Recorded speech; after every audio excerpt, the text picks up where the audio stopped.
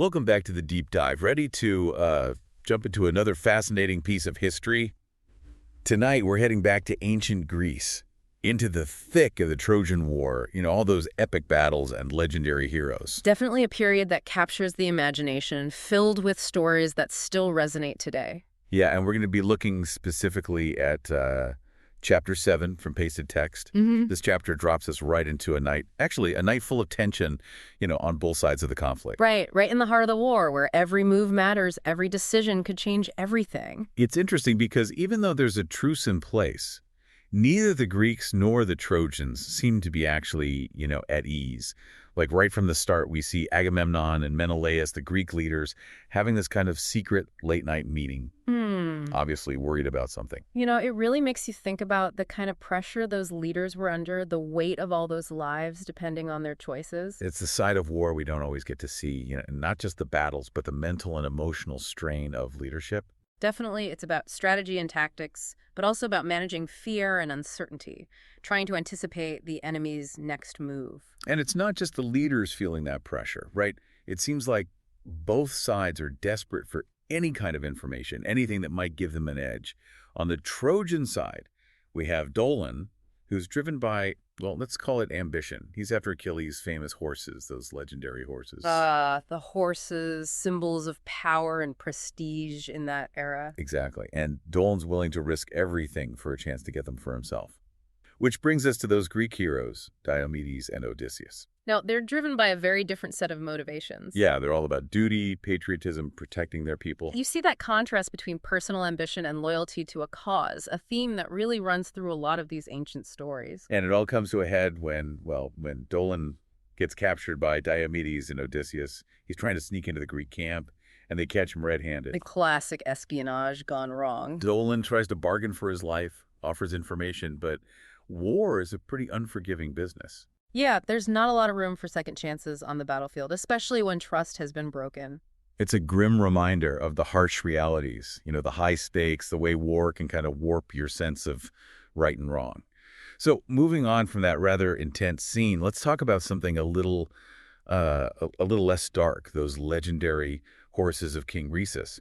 They weren't just any war horses. They were described as, I think the text says, white as swans, almost mythical creatures. Right. Horses held a very different significance back then. They weren't just for transportation. They were symbols of military might. Owning horses like those of Rhesus, well, it projected power.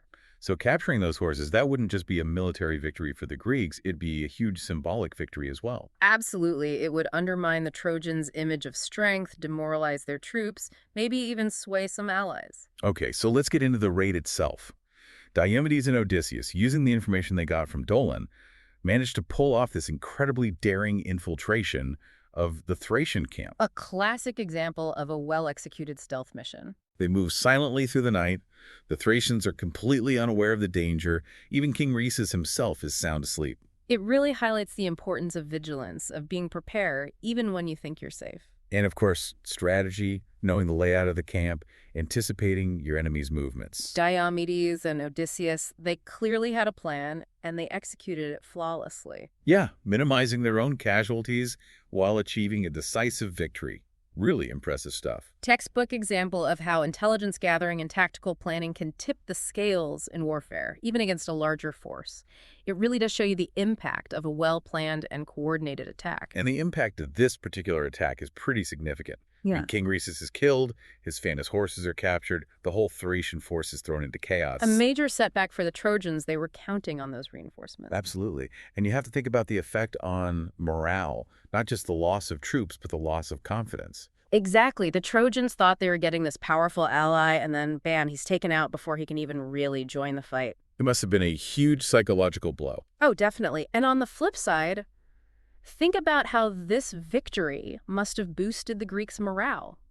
Proof that their strategies are working. Reinforces their faith in their leaders, in guys like Diomedes and Odysseus. Those two really stepped up, proving themselves not just as warriors, but as strategic thinkers, leaders in their own right. It feels like a real turning point in the story. One of those moments that could shift the whole course of the war. It really does. And, beyond the immediate tactical implications, this chapter also offers a wider reflection on the nature of war itself. Yeah, absolutely. We see the brutality The moral gray areas, the importance of intelligence, the way a single event can have these ripple effects that change everything. We see it all played out in this one night, the anxieties of the leaders, the risks of espionage, the brilliance of a well-executed plan, And the human cost, always the human cost. Dolon's betrayal, his death. It's a reminder that war often demands difficult choices, sometimes even morally ambiguous ones. It's a cautionary tale, isn't it, about putting personal gain above loyalty, above the greater good. Particularly in a context like war, where the stakes are so high, where one wrong move can have fatal consequences. It's interesting how the author uses the setting and the mood to really drive these points home. Everything's happening under the cover of darkness, shrouded in secrecy and tension.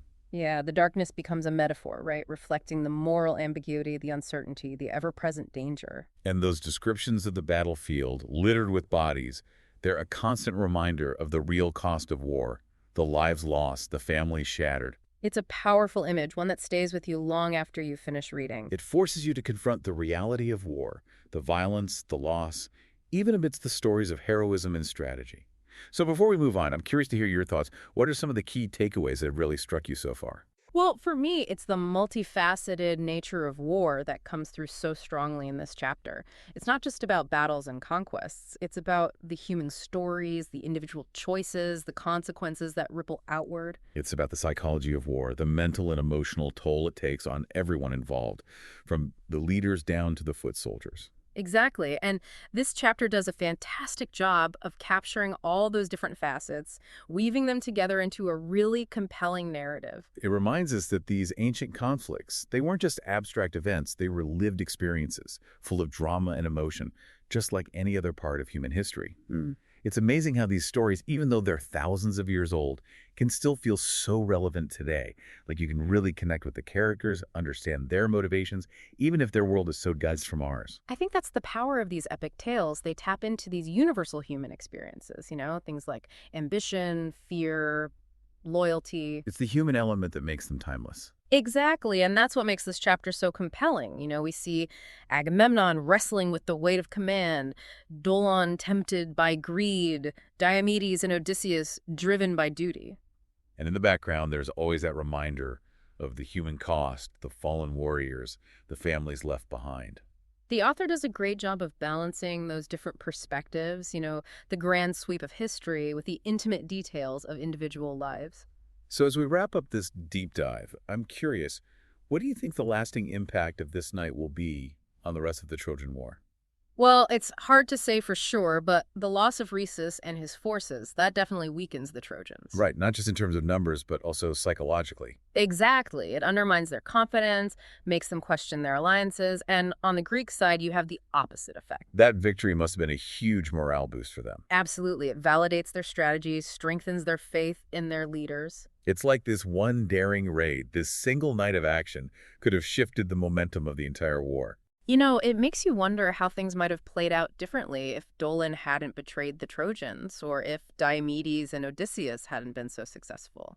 It's those little twists of fate, those seemingly insignificant choices, that can sometimes have the biggest impact on the course of history. And it reminds us that even in the midst of all the chaos and violence, individual actions still matter. Every choice has consequences.